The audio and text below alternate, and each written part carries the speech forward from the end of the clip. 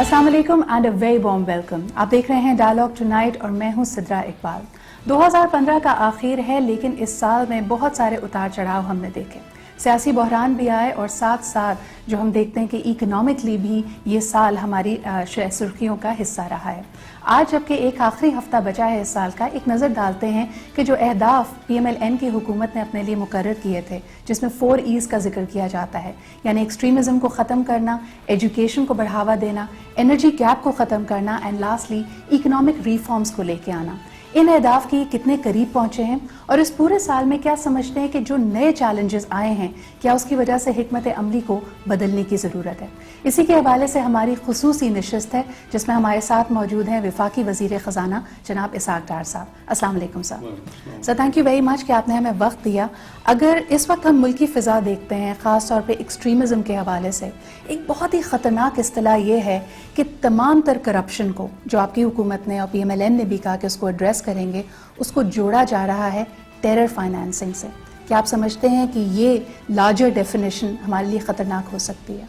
देखिए, बिस्मिल्लाहिर्रहमानिर्रहीम, जैसे आपने फरमाया कि एक्सट्रीमिज़म जो था वो हमारे मैनिफेस्टो में भी और प्रायोरिटी 1 ही था 4 E's में से, और हमने हेड ऑन इसको लिया। सबसे पहले कराची से ऑपरेशन शुरू हुआ सितंबर 2013 में।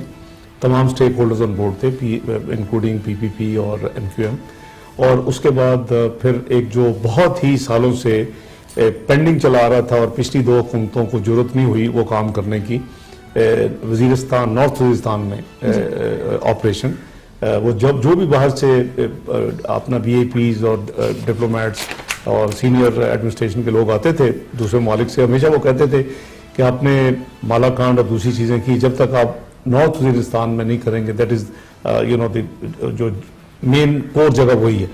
तो मैं समझता हूँ कि पिछले साल जून 2014 में पहले हमने, आपको याद होगा, उससे पहले APC बुलाई गई। हमारी हुकूमत कोशिश करती है कि नेशनल इशूज़, चाहे वो चाइना पाकिस्तान इकनॉमिक कॉरिडोर हो या टेररिज्म के हवाले से आइन में और कवानीन में तब्दीली हो, या फिर ये नॉर्थ वजीरिस्तान का ऑपरेशन हो, तो उसके लिए उस वक्त कुछ पार्टीज़ ने, नॉट ऑल, वो APC में ये प्रपोजल दिया कि आप डायलॉग के जरिए एक give the dialogue A last chance to piece, जो हमने दिया, बड़ा सीरियसली दिया, और वो कामयाब नहीं हुआ। उसके बाद जब जून 14 में हमने, बल्कि बजट पास हो चुका था, हम तो एलोकेशन भी नहीं कर सके पिछले 14-15 के बजट में, सप्लीमेंट्री ग्रांट्स के जरिए साल चलाया, तो हमने उस वक्त फिर इसका अस्करी और जो सियासी लीडरशिप है, इत्तेफाक विद ऑल पॉलिटिकल पार्टी के साथ फैसला हो कि now whole hog and we will go full throttle against the terror.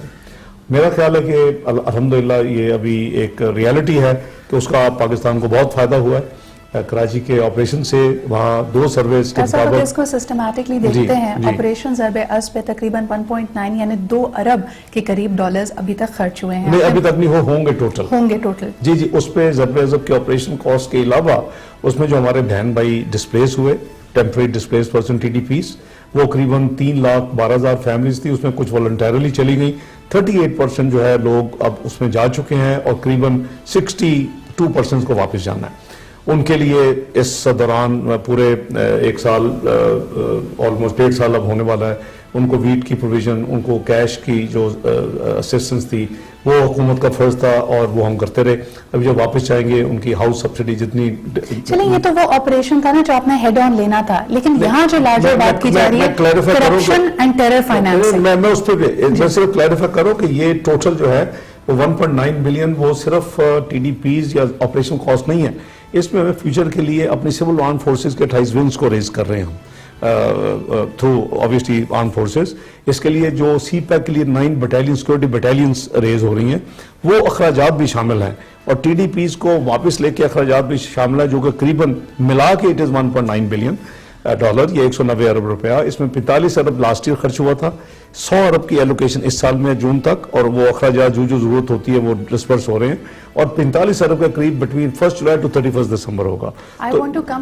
अभी अब टेरर फाइनेंसिंग के लिए देखें, उसमें हमने कई कवानीन में चेंजेस की हैं, उसमें हमने हमारा जो फाइनेंशियल मॉनिटरिंग यूनिट है اس کا ہم نے جو تھریش ہولڈ تھا کہ کون سی ٹرانزیکشن وہ سسپیشس کو بھیجتا ہے، پھر ایف آئی اے اس کو دیکھنے کے ڈیپ دیکھنے کے لیے، یہ چیزیں آبویسلی بہتر ہے کہ میں پبلک نہ کروں جو ہے، لیکن اس میں وہ جو فائنینشیل مانیٹرنگ یونٹ ہے منسٹری آف فائنانس کا، وہ اسٹیٹ بینک میں اسٹیشنڈ ہوتا ہے، اور یہ انٹرنیشنل نیٹ ورک کے ساتھ کام کرتا ہے، فائنینشیل جو ایکشن ٹاسک فورس جو کہ پیرس بیسڈ ہے، جس میں دنیا کے گلوبل ممالک شامل ہیں. اور اگر آپ کو یاد ہوگا 2012 تک انہوں نے ہماری سسٹم کی ویکنس کی وجہ سے بینکنگ سسٹم کی، کیونکہ اس میں انہوں نے پاکستان بینکنگ کو گرے کیا ہوا تھا. So the reason why I bring this up کیونکہ اگر ہم خاص طور پہ ڈاکٹر عاصم کے کیس کو دیکھتے ہیں جو اس وقت سب سے بڑا کیس بنا ہوا ہے، ان کے اگینسٹ بہت سارے چارجز ہیں، کرپشن کے بھی چارجز ہیں، بھرتیوں کے حوالے سے بھی کہا گیا، لیکن جو چیز ان کو بہت زیادہ اس وقت چبھ رہی ہے یا جس کی وجہ سے وہ اتنے زیادہ فوکس میں ہیں وہ جو علاج کرانے کا معاملہ ہے، یعنی ٹیرر سے جب آپ اس چیز کو ڈائریکٹلی جوڑتے ہیں، تو کیا ایک اوور آل سطح پہ آپ نے بھی الیکشن میں کمپیٹ کرنے سے پہلے کہا کہ جی ہم ملک سے جو لوٹی ہوئی دولت ہے اس کو واپس لے کے آئیں گے، لیکن اقتدار میں آنے کے بعد ہم نہیں دیکھتے کہ کرپشن پہ آپ کی اتنا میرا نہیں خیال، آئی تھنک آپ کی پرسیپشن یا انالیسس ٹھیک نہیں ہے.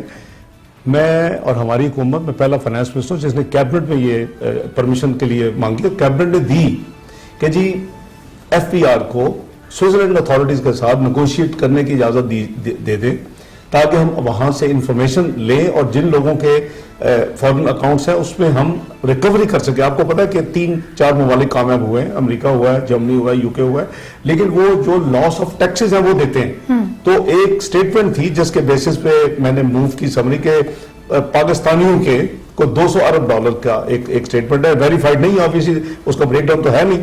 تو کیبنٹ نے مجھے اجازت دی اور ایف پی آر کی 2 میٹنگز ہو چکی ہیں. اس کو ہم زیادہ پروپیگنڈا یا اس کو نہیں تشہیر نہیں کرتے. دوسرا، دنیا میں ایک کنٹریز کی ایک فورم نیا بنا ہے اور اس کی میرا خیال ہے ایکسچینج آف انفارمیشن کے حوالے سے کافی اسٹرانگ اس کی ہوگی پوزیشن. ہم اس کو بھی جوائن کر گئے ہیں. مطلب یہ ہے کہ کوئی کرپشن، ٹرانسپیرنسی اور گڈ گورننس پہ پی ایم ایل این کا کوئی کمپرومائز نہ تھا، نہ ہے، نہ ہوگا. Part of our manifesto. دونوں ہی الزامات کو دیکھ لیتے ہیں، اگر کرپشن کے حوالے سے بھی اور ٹیرر فائنانسنگ میں جس میں آپ نے کہا کہ وفاقی حکومت بہت زیادہ اس کو اسٹرکٹلی ایڈریس کر رہی ہے، تو کیا یہ دونوں معاملات صرف اور صرف سندھ تک محدود ہیں؟ نہیں، دیکھیں یہ پورے ملک کے لیے ہیں. وہ جو ادارے ہیں، اپنی ہمارا جو نیشنل ایکشن پلان ہے اس میں 22 ڈفرینٹ جو ہے وہ سب سیکٹرز کہہ لیں جس میں کام ہو رہا ہے، اور 22 سب کمیٹیز تھیں جس میں ٹیرر فائنینسنگ کے حوالے سے فائنانس منسٹری کا ایک رول ہے، لیکن یہ منسٹری آف انٹیریئر کے نیچے کام کر رہا ہے. منسٹر آف انٹیریئر خود اپنی سربراہی میں یہ کام کر رہے ہیں. جیسے میں نے کہا کہ ہم نے تھریش ہولڈ جو ٹرانزیکشن وہ کام کی، قریباً 400 سے زیادہ ٹرانزیکشن رپورٹ کی انہوں نے پچھلے 1 سال میں ٹو ریلیونٹ اتھارٹیز ان اسلام آباد، جس کے اوپر انویسٹیگیشن ہوئی.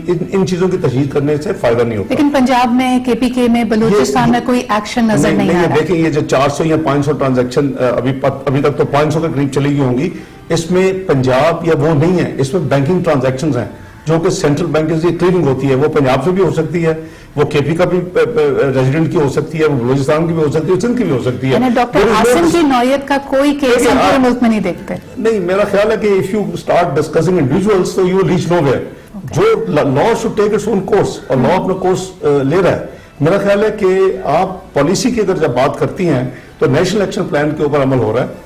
اس پہ کچھ ایریاز ہیں مثلا مترسہ ہے، دوسرے اس پہ تھوڑی سی سپیڈ کم تھی، اس پہ انٹیریئر منسٹر اسٹیٹمنٹ دے چکے ہیں کہ میں اس کو ایکسلریٹ کر رہا ہوں. تو اس کا ریویو ریگولر ہوتا ہے، لیکن اس کی زیادہ تشہیر نہیں کی جاتی تاکہ وارڈ آف نو لوگ کر لیں، پریمپٹیو ایکشن لے کے جو کچھ آپ نے ایکشن لینے ہیں. تو اس لیے ٹیررزم فائنینسنگ کی تو کوئی گنجائش ہی نہیں ہے. اس کی تشہیر نہ کرنے کا ایک جو نقصان ہم دیکھتے ہیں کہ وفاقی حکومت کو ہو رہا ہے کہ آپ پہ الزام لگ رہا ہے کہ آپ کے دور میں صوبائیت پروان چڑھ رہی ہے، آپ صوبوں کی آواز کو دبا رہے ہیں. کیونکہ کل ہم نے دیکھا پاکستان پیپلز پارٹی کی تمام اعلیٰ قیادت نے یہی کہا کہ جو رینجز کی توسیع کے معاملے پہ بھی ایسا لگ رہا ہے کہ وفاق ان کو ڈکٹیٹ کرنا چاہتے ہیں. نہیں، اس طرح نہیں ہے. دیکھیے ہمیں یہ ایک وفاق ہے اور اکائیوں کے ساتھ چلنا ہوگا. ہماری حکومت، پرائم منسٹر، کیونکہ اکائیوں کو تو چھوڑے، وہ تو تمام پولیٹیکل پارٹیوں کو ساتھ لے کے چل رہے ہیں. جیسے میں وہ 3 ایگزامپل دی ہیں، اے پی سی جو ہوئی ہیں، سی پیک، ٹیررزم اور پھر جو ہماری قوانین میں تبدیلی تھی. یہ معاملات جو ہیں جب تک ہم اکٹھے نہیں چلیں گے, یہ چیلنجز پاکستان کے چیلنجز ہیں, سب کو اکٹھے کام کرنا ہوگا. ناؤ کمنگ ٹو اسپیسیفک جو آپ نے فرمایا کہ جی یہ آپ آرٹیکل 147 رینجز کی بات میں آپ کر رہی ہوں, اس حوالے سے دقت کر رہی ہیں. دیکھیں قوانین کو فیڈرل گورنمنٹ نے دیکھا ہے, جو ریزولوشن آئی ہے اس میں ایک آپ کا آرٹیکل 147 کے تحت بھی ہے, ایک آرٹیکل 149 کے تحت بھی ہے, اور پھر آپ کے جو میں ادھر ہی آ رہا ہوں 149 ریڈ ود جو ہے وہ اس پہ وفاق یہ ایسے ہدایات دے سکتا ہے, اور یہ آئین اور قانون کے مطابق ہے, اور یہ قانون جو ہے یہ پارلیمنٹ نے پاس کیا, یہ مسلم لیگ نون نے آرڈیننس نہیں لائی, تو اسی کے تحت جو ہمارا اینٹی ٹیررسٹ ایکٹ ہے اس میں امینڈمنٹس وقتاً فوقتاً ہوتی رہی ہیں. آپ کا پوپا ہے, پروٹیکشن آف پاکستان جو ایکٹ ہے, یہ دونوں جو ہیں یہ ٹیررزم کے ساتھ ڈیل کرنے کے لیے پاکستان کی پوری قیادت میں, جس میں پیپلز پارٹی شامل تھی, جناب باسط رضائی صاحب بھی شامل تھے, آئینی ترمیم ہم نے کی, ہم نے کیپٹل پنشمنٹ پھانسیوں کا سلسلہ دوبارہ شروع کیا, ہم نے اپنا ملٹری کورٹس کا فیصلہ کیا. تو بات یہ ہے کہ لا سے کوئی بالاتر نہیں ہے, اکائیوں نے وفاق کے ساتھ اکٹھا چلنا ہے, اور پاکستان کے جو چیلنجز ہیں, ہمارے اکانومی تھی جیسے آپ نے فرمایا, ہمارے ایکسٹریمزم تھی, ہماری انرجی تھی, اور education and social safety net کا جو پروٹیکشن تھی. 6 دسمبر کو ایکسپائر ہوئے رینجرز کے اختیارات, یہ آپشن آپ کے پاس 6 دسمبر کو بھی تھا, لیکن منسٹری آف انٹیریئر کا یہ ڈیسیجن 22 دسمبر کو لینا, کیا اس کی وجہ سے آپ نہیں سمجھتے کہ ایک سیاسی بحران پیدا ہو جائے گا؟ دیکھیں اس طرح نہیں ہے. اگین دیکھیں آئیڈیلی تو یہ ہوتا کہ سندھ حکومت خود جو تھی وہ کر لیتی, اور اس کے لیے بیک ڈور میں بات ہو رہی تھی, اور ان کی لیڈرشپ سے بھی بات ہو رہی تھی انٹیریئر منسٹری کی, اور دوسرے فیڈرل گورنمنٹ کے جو بھی نامینیٹڈ لوگ تھے جن کو ذمہ داری دی گئی تھی. یہ سم ہاؤ ایک تھوڑا سا ڈیلے ہو گیا پروسیس کہہ لیں, اور اس میں جو پھر ریزولوشن میں پرووائزر لگائے گئے اس کی وجہ سے فیڈرل گورنمنٹ کو موو کرنا پڑا, جو انہوں نے کل کیا. اور جیسے میں نے انٹیریئر منسٹر صاحب کا بیان پڑھا ہے کہ وہ کہتے ہیں کہ اگر کسی کو قانوناً یا آئینی طور پہ اعتراض ہے تو can go to the court, تو courts are there to interpret. تو یہ ہمیں اس کو کنٹروورشل نہیں بنانا چاہیے. لیٹ سی دا گینز جو ہمارے رینجرز کے جو کراچی میں آپریشن کے حوالے سے اکنامک گینز ہیں, جو ہماری سب سے زیادہ عید کی جو سیل ہوئی ہے, record sale in the history last جو عید تھی, پھر ریکارڈ موومنٹ آف پیپل. میں ریسنٹلی گیا ہوں ایک آئی بی کے فنکشن میں to inaugurate centre of excellence of banking.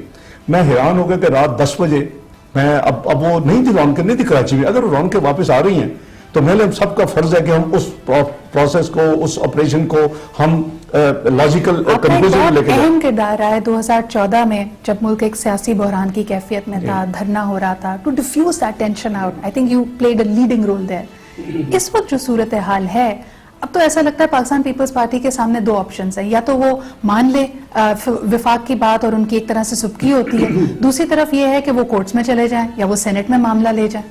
نہیں, میں سمجھتا ہوں کہ ہمیں دیکھیں جہاں ملکی معاملات ہیں, میں تو بہت بڑا ایٹ لیسٹ بلیور ہوں اس میں, اور پی ٹی آئی بھی جو تھا ڈسپائٹ جو بھی یعنی ان پارلیمنٹری لینگویج یوز ہوتی تھی, آپ کو بھی پتہ ہے, I never give up. Obviously party کی اجازت سے آخر تک جب جوڈیشل کمیشن بھی بنا تو آئی واز دی ون. آخری جب دسمبر میں ٹوٹ گیا تو دین مارچ میں دوبارہ ریوائیو ہوا, مارچ 15 میں, تو آئی واز دی ون جو ان کے ساتھ کیا. تو بات یہ اسی طرح ایم کیو ایم کو اپنے دیکھیں ان نیشنل انٹرسٹ, کیونکہ نہ 100% اچھے لوگ ہوتے ہیں کسی بھی پارٹی میں, نہ برے لوگ ہوتے. تو آپ اچھے لوگوں کو اور ڈیموکریٹک پروسیس کو چلنے کے لیے you need to keep them on board. آپ نے دیکھا کہ پارٹی کی قیادت کے ہدایت کے مطابق میں نے اس میں بھی اپنا ایک پرو ایکٹیو رول ادا کیا. اور یہی وہ واحد طریقہ ہے جس کے ذریعے ایکسٹریمزم, دہشت گردی, انتہا پسندی کو ملک میں ہم ختم کر سکتے ہیں. ایک چھوٹا سا بریک لیتے ہیں, واپس آئیں گے انرجی کو گیپ کو ختم کرنے اور اکنامک ریفارمز کے حوالے سے جو منصوبے ہیں, جو لائے عمل ہے, اس پہ بات کریں گے. Let's take a break and be right back. Welcome back after the break. آپ دیکھ رہے ہیں ڈائلاگ ٹو نائٹ. میں ہوں صدرا اقبال اور ہمارے ساتھ موجود ہیں وفاقی وزیر خزانہ اسحاق ڈار صاحب, اور ان سے گفتگو ہو رہی ہے ملکی حالات کے حوالے سے بھی, خاص طور پہ انرجی کا جو گیپ ملک میں پایا جاتا ہے, جو ہماری معیشت کو نیگیٹولی امپیکٹ کرتا ہے, اس کے لیے کیا کچھ کیا گیا ہے. ڈار صاحب, جو عام طور پہ بات کی جاتی ہے, ہم جتنے گراؤنڈ بریکنگ پروجیکٹس دیتے ہیں وہ نئے ٹرانسمیشن کے حوالے سے, یعنی پاور جنریشن کے پروجیکٹس ہیں. ٹرانسمیشن لائن کو, ڈسٹریبیوشن کو بہتر کرنے کے لیے ابھی تک کیا کچھ کیا گیا؟ اس پہ میں آپ کو جنریشن میں بھی تھوڑی سی دوں گا اسٹیٹسٹکس کہ ہماری جو گیپ تھا بائی دی وے ایک پیچھے لے جاتا ہوں 99 میں جب کو ہوا تو اس وقت یہ ملک 1200 میگا واٹ سرپلس تھا. ہماری نیگوسیشن ہو رہی تھی 99 میں, انڈیا ہم سے خریدنا چاہتا تھا اگر آپ کو یاد ہو جی. اور پھر اگلے انفارچونیٹلی ڈیڑھ ڈیکڈ میں ہم 4.5 سے 5,000 میگا واٹ شارٹیج پہ چلے گئے. یہ اس ریالٹی جو 2013 میں تھی. انرجی ایک ایسی چیز ہے کہ you can not switch on and switch off. You have to have a vision, planning, پھر اس کے roll out and policy and implementation. ہماری کوشش یہ ہے کہ ہم انرجی پروجیکٹ جتنے زیادہ پرائیویٹ سیکٹر میں ہوں تو ٹرانسپیرنسی بھی ہوگی, ایفیشنسی بھی ہوگی, تو وہ پرائرٹی ہے. بٹ آبویسلی اس کو بھی ہم نے ہیڈ آن لیا. ایک کیبنٹ کمیٹی آف انرجی ہے جس کو پی ایم خود چیئر کرتے ہیں, اور اس میں جو ریلیونٹ منسٹرز ہیں including me, water and power یا پیٹرولیم جو بھی ہے وہ سارے اس کے ممبرس ہیں. اب ہم نے کیا کیا ہے کہ اچھا یہ بھی ہے میں سمجھتا ہوں ذمہ داری پالیٹیشینس کی اور لیڈرشپ کی خاص کر, کہ آپ اپنے ٹینیور میں نہ دیکھیں کہ آپ نے اپنے ٹینیور میں 5,000 ہم ختم کر لیں تو that's enough. You have to see beyond. That is also quick fix to your problem. لوگوں نے کہا کہ دیکھیں جی انرجی گیپ تو موجود ہے لیکن ڈسٹریبیوشن ٹرانسمیشن کو آپ بہتر کرتے ہیں تو وہ زیادہ جلدی آپ کے لیے حل تلاش کر دیں. میں اس طرف آتا ہوں. آپ کا سسٹم یہ بھی 15,000 سے زیادہ لے ہی نہیں سکتا. Your system will trip if you give another 5,000 all of a sudden کسی جگہ سے لا کے, تو آپ کا سسٹم ٹرپ کر جائے گا. کوئی یور ون نیشنل گریڈ. تو میں وہ دونوں چیزیں میں یہ کہہ رہا ہوں کہ ہمارا جو کمپریہنسو پلان ہے وہ 10,000 میگا واٹ سے زیادہ, 10,600 ٹو بی پرسائز, ہم نے مارچ 18 سے پہلے ایڈ کرنا سسٹم میں. دس از دا پلان. 5,000 کی یا 4.5 یا 5,000 کی جو پیک شارٹ فال ہے اس کو پورا کرنا. اور ہم جی ڈی پی گروتھ جو ہے جو ہم بعد میں بات کر لیں گے کہ اس کو اگر ہم نے 6% یا 7% میں لے کے جانا ہے جو ہمارا ہدف ہے. ہم نے پہلے سال میں ہائیسٹ آف 6 سال الحمدللہ کیا 4%, پھر دوسرے سال میں ہم نے ہائیسٹ آف 7 سال کیا 4.24. لیکن اس ملک کا پوٹینشیل ہے, ہم 6-7% میں لے کے جا سکتے ہیں. ماضی میں رہا ہے. اس کے لیے آپ کو انرجی چاہیے, اور انرجی جو ہے 10,600 میگا واٹ ویل ایڈ. لیکن اس سے بیونڈ 14,000 میگا واٹ پہ ابھی کام شروع ہو چکا ہے. آپ کے کراچی میں for example K2 K3 project پہ کام ہو رہا ہے, سول نیوکلیئر 2,117 میگا واٹ. وہ آپ کو 18 سے بعد میں بجلی آئے گی. آپ نے 10 کی فائنینشیل کلوز ہو چکی ہے, 4,500 کا میگا واٹ کا پروجیکٹ ہے. فیز 1 میں 2,300 میگا واٹ, وہ آپ کو بجلی 2018 سے بعد میں آئے گی. لیکن جہاں آپ کہتے ہیں کہ 2018 کے بعد کے اہداف پہ نظر رکھنی چاہیے, جو اس سے پہلے آپ نے ویژن 2025 میں ہی کہا ایکسپورٹس ہیں وہ آپ کو بیٹ نہیں کر پا رہے ہیں. اگر ہم انرجی کر لیں تو ایکسپورٹس پہ آ جائیں گے نا. آنسر جو بھی آپ کے سوال ہوں گے. نہیں, I'm just saying کہ ٹارگیٹس جو ہم اپنے لیے سیٹ کرتے ہیں اس میں تو مسئلہ آ رہا ہے. تو نہیں, کوئی مسئلہ نہیں آ رہا کہ بجلی میاں نواز شریف نیور سیٹ کہ ہم ایک سال میں there is no magic wand کہ آپ ختم کر سکتے ہیں. ہم نے اپنے ٹینیور میں بجلی کی جو اس وقت شارٹ فال ہے اس کو پورا ختم کرنا ہے, اور ساتھ جو جی ڈی پی گروتھ کا ہمارے اہداف ہیں جس سے اور ڈیمانڈ بڑھے گی اس کو ہم نے کیا ہے. لیکن بیونڈ 14,000 میگا واٹ اگلے جو بھی جس کو اللہ تعالیٰ موقع دیں گے بیونڈ 2018 اس کے لیے 14,000 میگا واٹ کے projects at different level of progress ہوں گے. Now come to your transmission line and upgradation. That is نہ صرف اپ گریڈیشن کی ضرورت ہے بلکہ نئی ٹرانسمیشن لائنس کی بھی ضرورت ہے. جہاں جہاں آپ پروجیکٹس لگا رہے ہو آپ نے اس کو نیشنل گریڈ سے اگر کنیکٹ کرنا ہے تو اس کے سارے جو کام ہے دیٹ از اس کو overall planning has been done, it is under implementation. اس میں major role Asian Development Bank ہمارے ساتھ کوآپریٹ کر رہا ہے. اچھا, جہاں ہائیسٹ کی بات کر رہے ہیں اور آپ نے پھر ایشین ڈیولپمنٹ بینک کا ذکر کیا, اس وقت ملک کے بہت بڑے مایہ ناز نام اس میں جس میں شامل ہیں وہ سب کہتے ہیں کہ جی پبلک ڈیٹس پاکستان کا بہت بڑا مسئلہ ہے. آنے والے 4 سالوں میں یہ 90 ارب تک پہنچ جائے گا, اور صرف اگر ایکسٹرنل فائنینسنگ کی سروسنگ کرنی ہے اس کے لیے آپ کو 20 ارب ریکوائرڈ ہوگا. یہ اس طرح نہیں ہے. یہ کیا معاملہ ہے؟ میں عرض کرتا ہوں, دیکھیں لیٹس اگین ٹاک ہسٹری.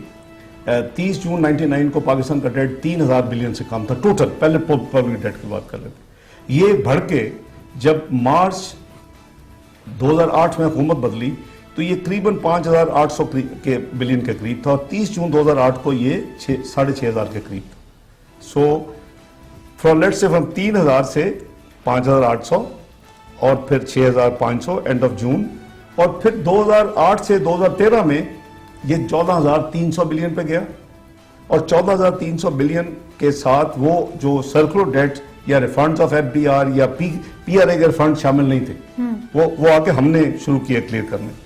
اس وقت 27 مہینے کا جو ڈیٹ ہے, figures are available, 30 September last quarter close ہوا ہے. 14,300 کا جو ڈیٹ ہے وہ اب بڑھ کے 18,100 پہ گیا. دیٹ مینس کہ اس میں جو اضافہ ہوا ہے وہ قریباً 3,000 آپ کہہ لیں کہ 800 بلین کا اضافہ ہوا ہے ان 27 منتھس. اس کا جو کمپوننٹ ہے اس پہ بھی بڑی مس انڈرسٹینڈنگ ہے جی. فورن کرنسی جو آپ کہہ رہے ہو کہ $90 بلین ہو جائے گا. پاکستان کے جو ڈیٹ جب ہم آئے تھے 1 جولائی 2013 کو $47.9 بلین تھا پیور پبلک ڈیٹ.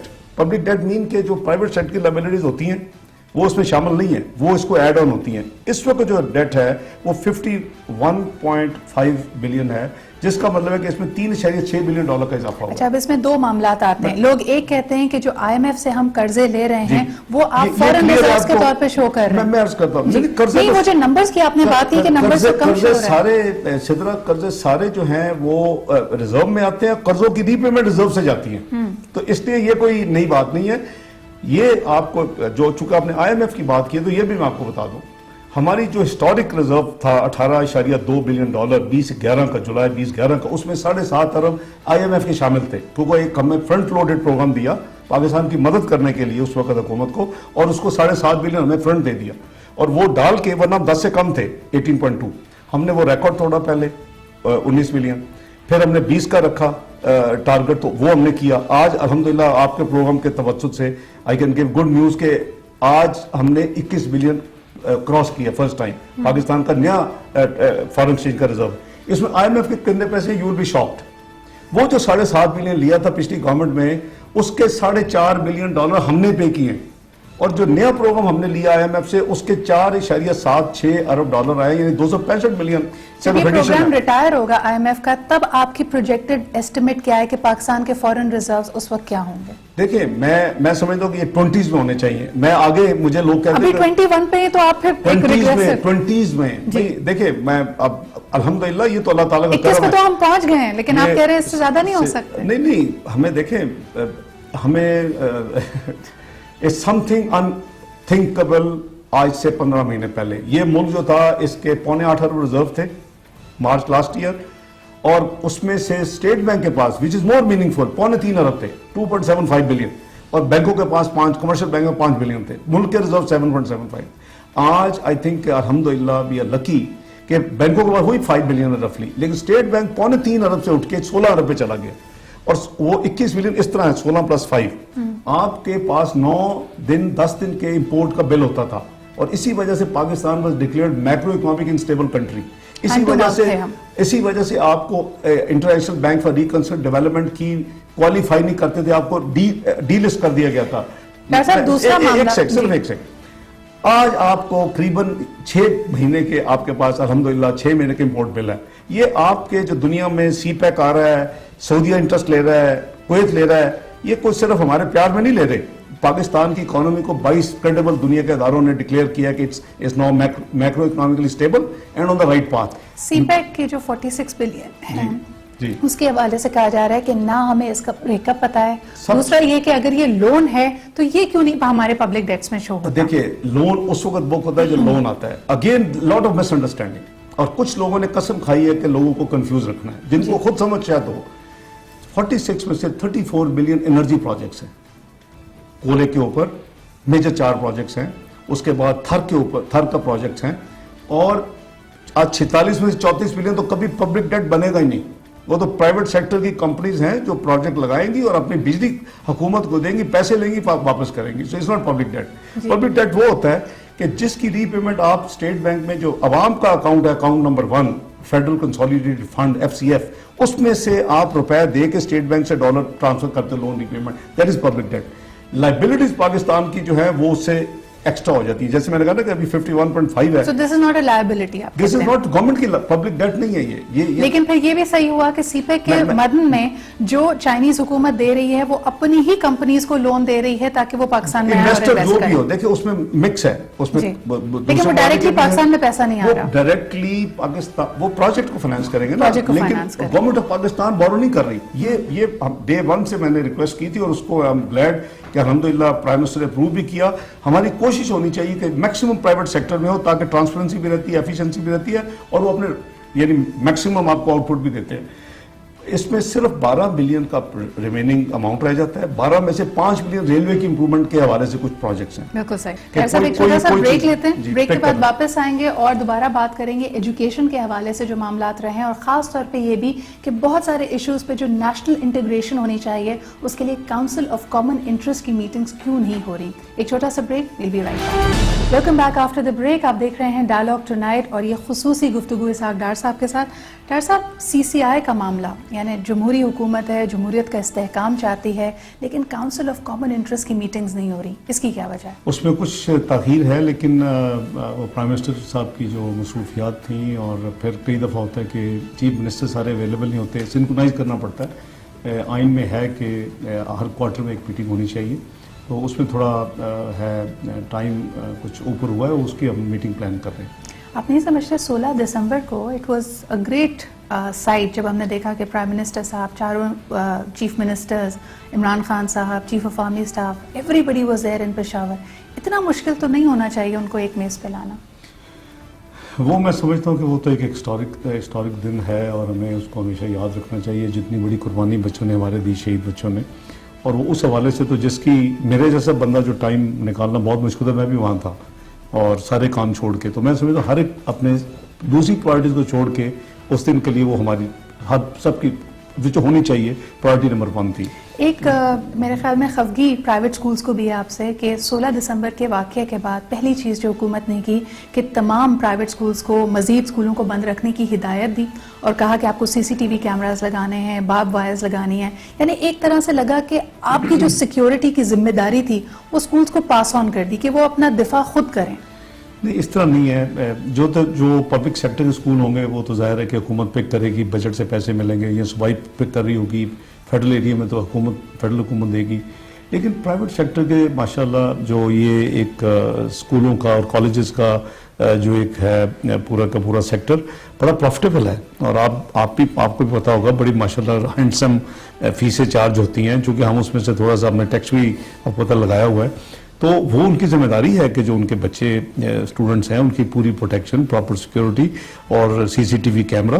تو ایسی چیزیں اسٹیٹ کا فرض ہے کہ وہ جو ہے national interest and the interest of citizens of Pakistan وہ کروائیں. تو اسکول کے اس واقعے کے بعد بالکل یہ کیا تھا, یہ ہونا چاہیے تھا, پہلے ہوتا اور اچھا ہوتا, لیکن اٹس نیور ٹو لیٹ. اور میں سمجھتا ہوں کہ اسکولوں کو چاہیے کہ پے کرنا ایک طرح سے غلطی ہے اگر پاکستانیوں کی کہ in spite of all the circumstances اگر ہم کوئی بزنس چلا لیتے ہیں اور اس میں منافع بھی کما لیتے ہیں تو آپ کو ایسا لگتا ہے وہ اچھا نہیں لگتا. بینکوں پہ آپ نے 50,000 سے زیادہ ٹرانزیکشن ہو تو ٹیکس لگا دیا. اسکول آپ کہتے ہیں اچھا پرفارم کر رہے ہیں تو وہ خود سیکیورٹی سب چیزوں کا انتظام کریں. اسلام آباد جیسے شہر میں ہم نے دیکھا کہ کچھ لوگوں نے اگر ایز انٹرپرینورز ریسٹورینٹس اور چیزیں کھولی تو آپ نے وہ بھی بند کروا دی, کہا کہ نہیں جی مال میں جا کے یا کمرشل بیلٹ میں جا کے. This is not really encouraging the entrepreneurs. اس طرح نہیں, لیٹ می ٹیل, اس کا آبجیکٹو کچھ اور ہے. آپ نے جتنے ٹیکسز گنوائے ہیں وہ ود ہولڈنگ ٹیکسز ہیں. جی اچھا, اگر آپ اپنی ریٹرن فائل کرتے ہو اور جو آپ کی انکم ڈکلیئر کرتے جو کرنی چاہیے, ایون یہ جو فیس کے اوپر جو ہے ود ہولڈنگ ٹیکس وہ بھی تھریش ہولڈ بہت اوپر ہے. شاید عام 80 یا 90% بچے ان اسکولوں میں نہیں جاتے ہوں گے. اچھا, وہ آپ کی ایڈوانس ٹیکس ہے, ود ہولڈنگ ٹیکس ہے, آپ نے ریٹرن فائل کریں, اس کو مائنس کریں, اور جو ٹیکس بندہ دے دیں یا ریفنڈ لے لیں. تو یہ اس لیے انکریج کیا جا رہا ہے کہ پاکستان 180 ملین کا ملک تھا اور ہے الحمدللہ, اگلی سینسس ہونے جا رہی ہے انشاءاللہ 2016 میں. تو اس کا 7,11,000 صرف اسیسی تھے جب ہم آئے ہیں. ابھی بڑی مشکل سے 2.5 سال میں ہم اس کو 10 لاکھ پہ لے کے گئے. آپ کو پتہ ہے کہ ہمارا ٹریڈرز اور بزنس کمیونٹی سے ڈائلاگ چل رہے ہیں, اور انشاءاللہ بڑی جلدی ہم نئی اسکیم دیں گے, ہوپ فلی 1 جنوری. صاحب ایک چھوٹا سا ایگزامپل, آپ نے کہا ود ہولڈنگ ٹیکس کا ذکر کیا. I am an individual taxpayer, جب میں اپنے ٹیکس ریٹرنز فائل کرنے جاتی ہوں آپ نے مجھے یہ مت دی ہے کہ ڈومیسٹک ٹریولز پہ جو میں ود ہولڈنگ ٹیکس دیتی ہوں وہ میں اس کو I can claim it back, اور at least I can notify it. لیکن پی آئی اے سے I am a frequent traveller, میں 2 سال سے کوشش کر رہی ہوں, نہ مجھے کوئی پرچہ دیتا ہے نہ کہتا ہے, حالانکہ پی آئی اے بدستور وہ ٹیکس ہم سے کاٹ رہی ہے. دیکھیں وہ تو جو بھی آپ کی ود ہولڈنگ ٹیکس تو نہیں ہے ٹکٹ کے اوپر, وہ ایکسائز ڈیوٹی ہے, F E D, that is not refundable. ساری دنیا میں ایسے ہوتا ہے, دیٹ از ناٹ ریفنڈیبل. لیکن جو آپ کا ٹیکس کہیں بھی آپ دیتی ہیں ود ہولڈنگ ٹیکس, وہ آپ کا رائٹ ہے. آپ کی اگر بجلی کے بل پہ ہے, آپ کی اگر یوٹیلیٹی بل پہ ہے, as long as you are filer you R A tax assessee, आप उसको साथ लगाएं और उसको क्लेम करें, ये मैंने ये दे दिया, ये मेरा बाकी बनता है, ये मैं दे रही हूँ। तो इसलिए उसमें, और एक दफा ये जो बिजनेस कम्युनिटी का जो हमने लगाया कि banking transaction other than cash, आप तो कैश का जिक्र किया ना, उनको भी ये है कि अगर वो फाइलर बन जाए तो उनसे एग्जम्प्ट हैं, नॉन कैश ट्रांजैक्शन में फिर कुछ नहीं देंगे। ये दोनों चीजें फिर साथ जुड़ेंगी कैसे, जब एक तरफ आप चाहते हैं कि पाकिस्तान की अवाम में फाइनेंशियल इंक्लूजन के जो आपके प्लान्स हैं वो आगे बढ़ें। इस वक्त कहा जाता है हार्डली सिंगल यूनिट परसेंटेजेस में खवातीन फाइनेंशियल इंक्लूजन के उसमें शामिल हैं, यानी बहुत ही कम खवातीन हैं पाकिस्तान में जिनके बैंक अकाउंट्स हैं या वो फॉर्मल बैंकिंग सेक्टर का हिस्सा हैं। उनको इनकरेज करने के लिए क्या किया जा रहा है? देखिए, हम फाइनेंशियल इंक्लूजन में अल्हम्दुलिल्लाह भी रिकग्नाइज पाकिस्तान में स्टेट बैंक ने बहुत काम किया, हुकूमत पाकिस्तान और फाइनेंस मिनिस्ट्री ने, और स्टेट बैंक लीड ले रहा है और इसको रिकग्नाइज किया जा रहा है कि फाइनेंशियल इंक्लूजन में हमने बहुत आगे गए हैं। लेकिन विद होल्डिंग टैक्स और फाइनेंशियल इंक्लूजन कोई यानी एक्सक्लूसिव या कॉन्ट्राडिक्टरी चीजें नहीं है। विद होल्डिंग टैक्स सिर्फ ये है कि भाई या बहन, आप अपना टैक्स रिटर्न फाइल करो अगर आपकी बियॉन्ड सर्टन थ्रेशोल्ड इनकम है। अगर आपने फिर भी नहीं करना तो कम से कम अब पाकिस्तान के अवाम के खजाने में पैसे दें। देखिए, टैक्सेस तो इसी तरह इकट्ठे होते हैं, टैक्स रेट बढ़ाया कैसे बढ़ाया। लेकिन आप इसमें लोएस्ट हैंगिंग फ्रूट पे क्यों जा रहे हैं डॉक्टर साहब, जब आपने खुद कहा कि 40 बिलियन चलें, इससे आपको फायदा भी हुआ कि जो लग्जरी गुड्स पे आपने नए टैक्सेस लगाए हैं, but that's literally the tip of the iceberg. यानी अगर हम बात करें जो प्रॉपर्टी टैक्सेस की बात की जाए, अगर agriculture income based on agriculture उस पर टैक्स लगाने की बात की जाए, वो सब चीजों का भी आपने नहीं छेड़ा। यहाँ दोनों चीजें जो आपने की, दोनों जो है प्रोविंशियल डोमेन में है आइन के मुताबिक जी। जो आपका एग्रीकल्चर टैक्स है वो भी प्रोविंशियल डोमेन में है, और हमने 18वीं तरमीम में बड़ी कोशिश की थी कि ये फेडरल डोमेन में आ जाए, हालांकि हम तो ऑपोजिशन। पंजाब में इम्पोज हो गया।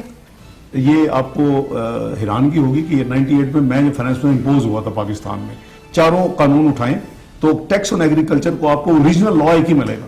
उसके बाद सूबों ने उसमें एग्जम्पशन शुरू की, उसमें एक चीज छोड़ी, दूसरी छोड़ी, तीसरी छोड़ी। अब पाकिस्तान की 21% इकोनॉमी जो है जीडीपी वो एग्रीकल्चर है, और उसमें आपको पता है कि कितना पैसा इकट्ठा होता है एग्रीकल्चर टैक्स सूबों में, फेडरल तो सब्जेक्ट ही नहीं है। 700 मिलियन के करीब पंजाब में हुआ पिछले से पिछले साल, और 300 मिलियन सिंध में हुआ। 1 मिलियन 21% आपकी जीडीपी का एग्रीकल्चर हिस्सा है, तो इसको इनको रिफॉर्म करके इनका बहुत बड़ा सोर्स बन सकते हैं आमदनी का। दूसरा, आपने एग्रीकल्चर टैक्स के अलावा जो किया प्रॉपर्टी टैक्स भी is not federal tax, it's a provincial tax. हम सिर्फ ले सकते हैं अपने फेडरल एरिया में, मतलब इस्लामाबाद में या जो फेडरल एरिया फाटा, ये इस तरह वो उसमें ऑलरेडी जो सूबे हैं उसमें बहुत पोटेंशियल है। उन्होंने मैं किसी सूबे को ऐसा हमने कोशिश की है कि महदूद वक्त में हम चारों ईद से इंसाफ कर सकें, लेकिन साल 2016 जिसकी शुरुआत बहुत जल्द होने वाली है, क्या आप पाकिस्तान की मईशत के लिए और पाकिस्तान के सियासी पस मंजर में इस आने वाले साल को कैसा देख रहे हैं? जी, मैं जो चौथा ई को एक सेकंड में क्लियर करता हूं कि हमने एजुकेशन और हेल्थ और सोशल सेफ्टी, यानी आपके बहन भाई जो बिलो पॉवर्टी लाइन रहते हैं उनके इनकम सप्लीमेंट, हमने 2 साल के अंदर उनका स्टाइपेंड 50% बढ़ाया, फ्रॉम 12,500 to 18,000। हमने 3 मिलियन फैमिलीज को हम 3 मिलियन 53 लाख फैमिलीज पे ले गए हैं। हमने 40 अरब का, जिसमें 30 कैश था और 10 जो था दूसरे प्रोग्राम थे वसीला, ये हम 102 बिलियन पे ले गए, और 102 में 95 कैश है। तो हमने अपनी, और एजुकेशन में हमारा ये है कि अगेन आपका जो नेशनल एवरेज है एजुकेशन की, जो कि लेस देन 2% थी, हमारा हदफ था इसको 4% पे लेके जाना, एजुकेशन हेल्थ जो हमारा ये सेक्टर।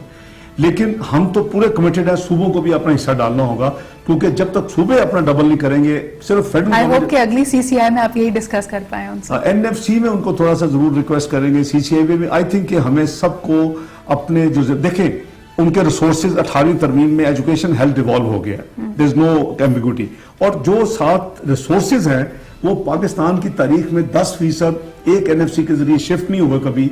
ये 47.5 से सूबों को 57.5 मिल रहा है, वफाकी हुकूमत 42.5% मिल रहा है, 42.5%। उसमें से भी हम जो स्पेशल ग्रांट्स हैं, 1% वॉर एंड टेरर है, या कराची के ऑक्टा जिला टैक्स खत्म किया था हमने 99 में, उसके लिए उनको पैसे मिलते हैं।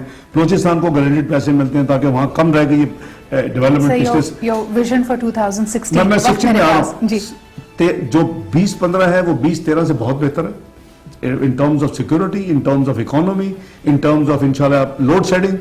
2016 इंशाल्लाह इससे बहुत बेहतर होगा, और 2017 उससे भी बेहतर होगा।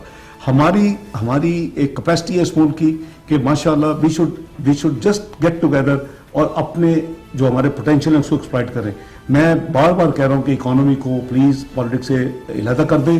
لیٹ سٹ ٹوگیدر, اس ملک کے چیلنجز کو ہم اکٹھے مل کے نپٹیں, تو انشاءاللہ پھر اس کے بعد سیاست ہو سکتی ہے. پاکستان, اونیل اور BBC کہتا ہے کہ پاکستان دنیا کی 18ویں اکانومی بن جائے گا فرام 44th ناؤ, لیکن کب 2050 تک, provided we stay on course, جو ہم کام کر رہے ہیں اس وقت. اس ہدف کی طرف بڑھتے رہنا ہے اور اس ٹریک پہ رہنا آدھا کریں. نہیں سدرا, ہمیں صدر کو آدھا کرنا چاہیے ہمیں. اور ہو سکتا ہے دنیا کہتی تھی پاکستان کو 4 سال لگیں گے دوبارہ میکرو اکنامک سٹیبل ہونے میں, 4 سال, 3.5 سے 4 سال, 2 سال میں آپ کا ملک ہو گیا نا ماشاءاللہ. آپ اس کو بھی آدھا ہدف کرو کہ جی آئیں مل کے کام کریں, تو پاکستان از اے بیوٹیفل کنٹری, اس میں ہر چیز اللہ تعالیٰ نے دی ہوئی ہے. بہت بہت شکریہ ڈاکٹر صاحب ہمارے لیے وقت نکالنے کے لیے. سال 2016 انشاءاللہ تعالیٰ پاکستان کے لیے ایک بہت ہی بہترین سال ہوگا. اسی امید کے ساتھ آج کا پروگرام اپنے اختتام کو پہنچتا ہے. اپنی کامنٹس اور فیڈ بیک مجھے بھیجیے گا on Twitter @SidraIqbal, likewise on facebook.com/SidraIqbal.official. آپ سے اگلے ہفتے پھر ملاقات ہوتی ہے. اپنا خیال رکھیے. خدا حافظ.